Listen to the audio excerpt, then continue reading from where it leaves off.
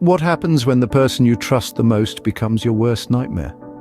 Imagine being Gypsy Rose Blanchard, a young girl born to parents Dee Dee and Rod Blanchard, and being told you're gravely ill. But the truth is far more sinister.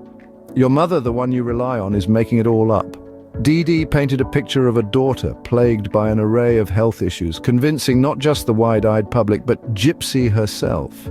A perverse twist of reality that saw Gypsy confined to a wheelchair, subjected to unnecessary surgeries and a cocktail of medications she didn't need. This wasn't just a lie, it was a prison. A prison built not of bars and walls, but of deceit and control. Gypsy was the victim of a rare form of abuse known as factitious disorder imposed on another, a life where your caretaker is also your captor. But Gypsy Rose was not the sick child her mother painted her to be. Trapped in a life of lies and abuse, Gypsy found solace in an unlikely place, the internet. Here she met Nicholas Godejohn, a man who would become her confidant, her accomplice, and her escape route from the twisted world her mother had created. Their relationship blossomed into a desperate plan, a plan conceived in the shadows of an online world, away from the prying eyes of Dee Dee. Together they plotted the unthinkable, the ultimate act of rebellion and desperation, the murder of Gypsy's mother. The night was quiet when the act was committed. As Dee Dee Blanchard slept, the conspiracy between Gypsy and Nicholas came to a chilling climax. With the deed done, they fled, leaving behind the house of horrors and setting their sights on Wisconsin, a beacon of hope, a symbol of their newfound freedom. But freedom, as they soon discovered, would not come so easily.